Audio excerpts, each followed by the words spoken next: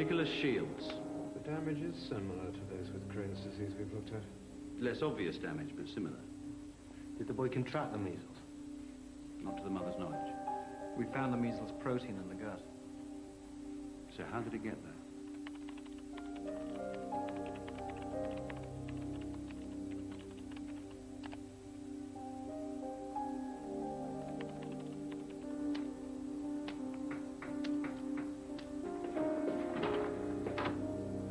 Hi. The kids are in the garden. I'll get them. I thought maybe I might just take Max. Give him some time on his own. Okay. It'd be good for him. I mean, Nicky doesn't really know. Who you are? Oh, I think he does. It'd be good for Max. Hello, you. Hello. Hello. Hello, sweetheart. Hi, Nicky.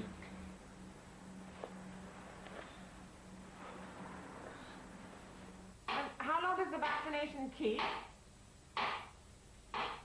Oh, it has a preservative. Oh, and what's the nature of... Oh, no, I'm not a doctor. It's a university assignment. Yeah, no problem. No, my name is Sally Maynard. Yes, that's fine. Yes, I'll hold. You have failed.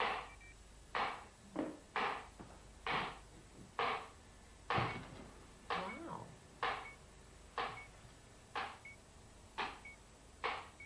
Well, at least we're not alone. It's the neurological damage that's troubling. Why do children with autism appear to share chronic bowel problems? Is the autism a coincidence or a consequence? We're not neurologists. I think we should confine the work to the bowel damage. Why? Of the cases we've seen, all the mothers insist the autism is regressive. Chances are they never noticed it until the symptoms became so apparent they couldn't be avoided. That's possible. Well, I'd say it's probable. You have children. Wouldn't you have noticed? Anecdotally, the regression appears to start after the MMR. Well, what's the nature of the disease? What's the pathology? What if it's something simple? A 15-month-old child with a developing immune system comes to get his vaccination. He's already had DTP and Hib in the first year of his life. He's given the MMR. It enters the bloodstream. Now, already, we've altered the natural pathology of the disease. Measles is an airborne virus that encountered the pulmonary system long before it entered the bloodstream. Now we're injecting and bypassing the natural route of exposure. The immune system responds, and the body begins to fight the invading viruses. But the measles virus isn't contained. It isn't defeated. It looks for somewhere to take up residence, and it finds the ileum between the large and small intestine, and it multiplies. Eluding the immune system, it hides in the very cells that should be destroying it, causing inflammation. That's consistent with the mother's story. The child is often chronically ill with diseases which the immune system would normally see off. So the mother feeds the fever, making sure the child is well nourished, so that the child can fight the fever and infection. But the intestine, because it's been damaged, can no longer do its job properly. It can't clean or keep toxins produced by the digestive process out of the blood. So the gluten and casein fragments from the wheat and milk are not expelled. Other medical researchers have already shown that these toxins are like morphine, dangerous and destructive, and the body can't rid itself of them. So where do they go? Where morphine classically has its effect. The brain. These toxins may cause the damage to the developing brain and the resulting autism because of a breakdown in the function of the gut. It's a theory. But why doesn't it happen to all children? That's what we have to find out. How many subjects do we need? As many as we can find. And there must be a cofactor. If If a small percentage of children are damaged by the MMR and the others aren't, what's the cofactor? Do I look all right? Oh, come on, eat up, Nicky. Don't play with it, darling. Come on. Here. Here. Yeah. Now you. You're a good boy. Oh. Thanks.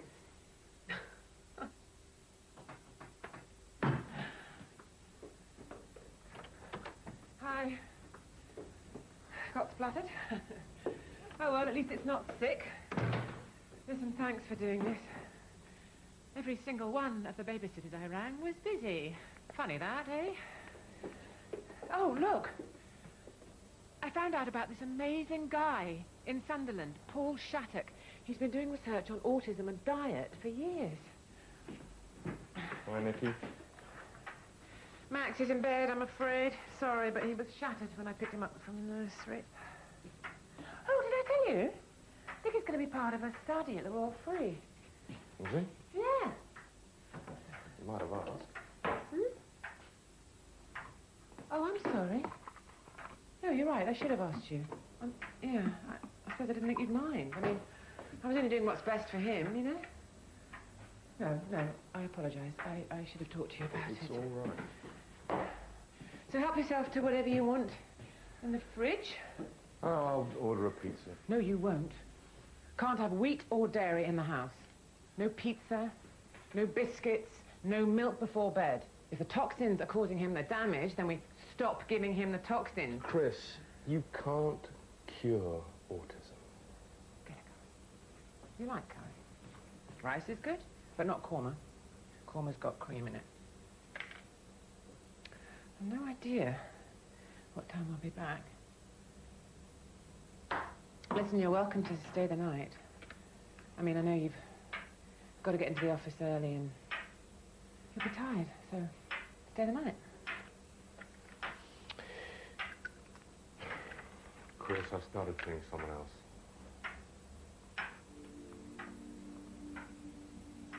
Oh, you move fast. I've known her for a while.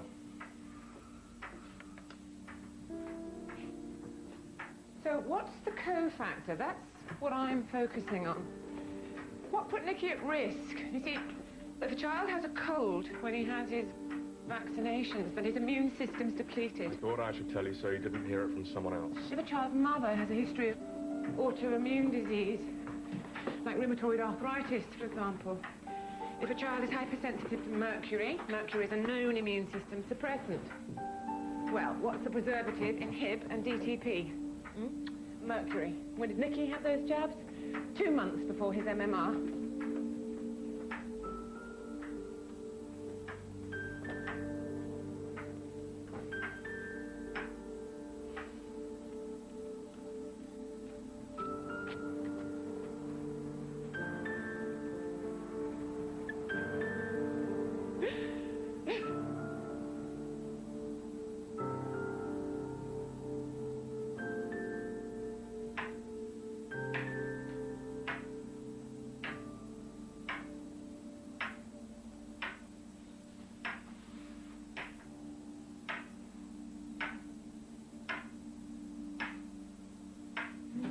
Days after the MMR, my son had a massive seizure.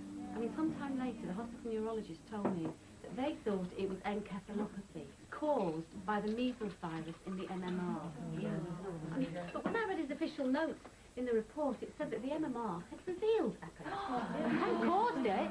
I mean, I'm looking at my son's notes and I know it's a lie. Because it's convenient to lie and there's nothing I can do about it. Are you anally retentive, compulsive and obsessive? And they don't care what happens. Well, of course not. I mean, you know. Yes. Me too. I'm Valerie. I mean, look, this is my son. Christine. Well, you see, he was fine. Now he's got autism and bowel disease. I mean, this vaccination has just ruined our lives, and no one cares. No one cares. Well, it's a conspiracy, isn't it? The drug companies and the doctors, they don't want to look into it, because if they did, they'd be liable, and they know that. Welcome to the club you don't want to be part of. How old is your child? 8. A boy. They're almost always boys, aren't they? Yours? 5. A lawyer that's been looking into this since 1992. 1992. It's known that some children are going to have bad side effects from vaccination. Oh, but no doctor would knowingly hurt a patient, would they? They admit it. I mean, that's why they set up the vaccination compensation unit. But I mean, we can't go around saying that all vaccination is bad. Why not? Well, because most kids aren't affected. And I think one nutters. They already do. Our children are the cost to society for what's called herd immunity. So long as it's small, they accept it. But it's not small anymore. When the government sees scientific evidence that shows the MMR to be a threat, they'll act. We have to help find the evidence. Look, there's a doctor at the Royal Free. He's doing a study, and he hopes to publish soon. And so we have just got to stick with it. And with him, we owe him that. Yeah? Hello? It's okay, Nick. He's going through withdrawal. Withdrawal? Because of the diet. Doctor said it might happen. It's all right, darling. It's all right. No. Well, I can't watch this. You don't have to.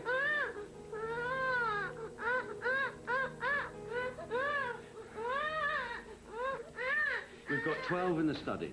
Pasta and a salad, is that enough? Yeah, great. All showing a curious pathology, autistic enterocolitis. Now, it could be a coincidence. I mean, it's a small sample. But make sure you acknowledge that in the paper. Yeah, we intend to. Dad. Oh, that's fantastic. That's not a gun, is it? No, it's a rugby ball. Oh, yeah, of course it is. Go to bed! So, what's the problem? Well, anecdotally, most of the 12 mothers make a temporal link between their child's disease and vaccination with the MMR. Now, we're split as to whether we should mention that in the paper. It could be a coincidence, Of course it could be. but almost all scientific discovery is based on some anecdotal information. And to ignore the mothers would be turning a blind eye. But we're talking about mothers who are emotionally disturbed by their child's illness. Which is natural. Absolutely. And whose need to find a villain may colour their recollection. That's a reasonable concern. We found the measles virus protein, which would support that story. But the testing we've done just isn't reliable enough to publish. And until we can genetically test it, and prove it's vaccination strain and not wild strain measles, well, we can't make a direct link to the MMR. Do you think the MMR caused the disease?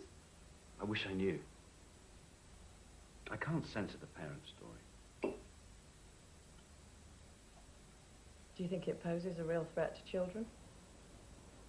Some children, yes. All the parents believe there's a connection with the MMR.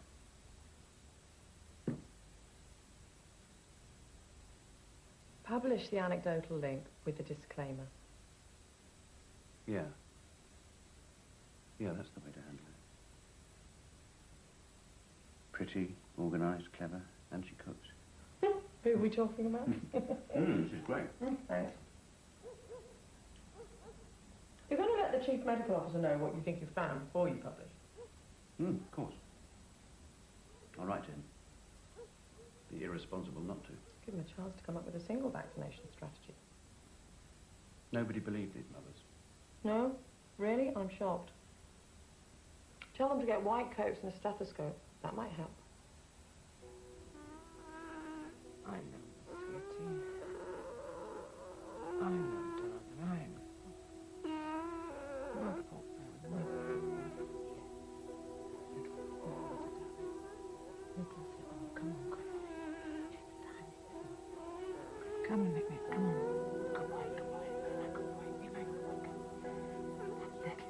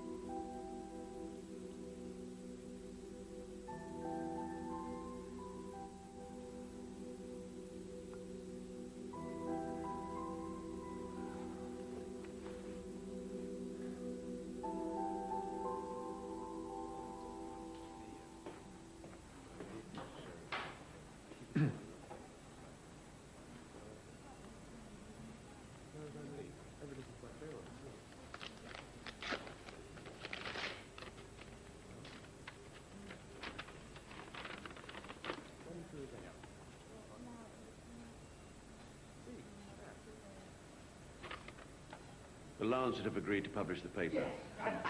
Excellent. Well done, people. Well done. Did Kenneth Kalman ever respond to your letter? No. We need to speak to the health minister.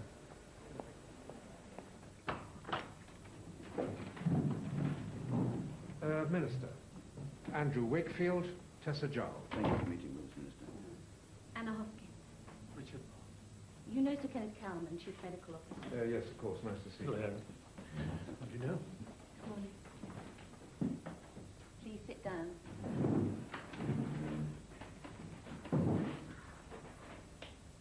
Our group at the Royal Free didn't expect to find what looks to be a worrying new syndrome. Andrew? You have a lovely day with Daddy.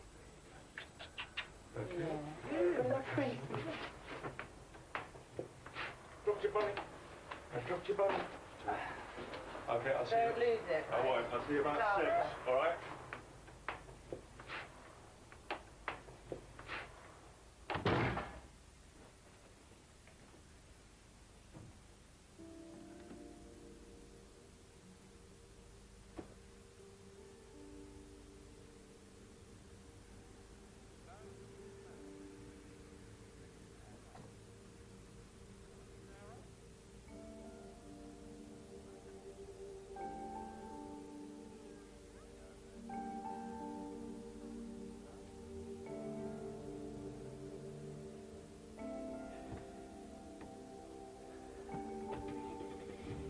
The safety of the MMR is in doubt. We need to act to protect children who haven't yet been vaccinated. You're not against vaccination? Absolutely not. But the number of children who may be affected is worrying. Now, we can't yet confirm the suspected link between the measles element of the MMR and onset of the syndrome. But with advances in molecular biology and increased funding to continue our work, we expect to be able to confirm a link very soon. 12 cases. In the study, that's right. We've seen many more, and we have many new referrals yet to look at. Well, our group has nearly 500 more who've contacted us with their histories. And the Committee on the Safety of Medicines has been sent letters documenting 1,200 other children. But 12 that you've looked at in depth. As I'm sure you know, Dr. Wakefield has published over 100 papers. He's one of our more distinguished gastroenterologists. You were right to bring this to our attention. We need to look into this. When does the Lancet intend to publish? Very shortly. Perhaps it would be appropriate for the Medical Research Council to convene a forum of independent experts to look into it. Sir Kenneth?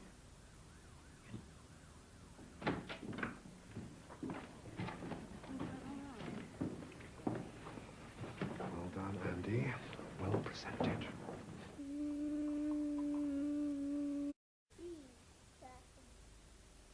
Max.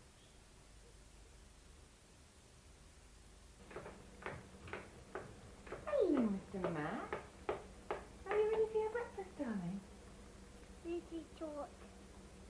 What? Lizzie taught.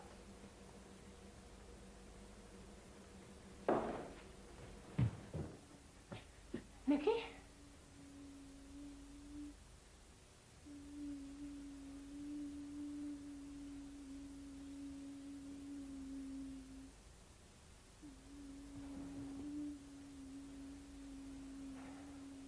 Shall we go down and get you some breakfast, darling?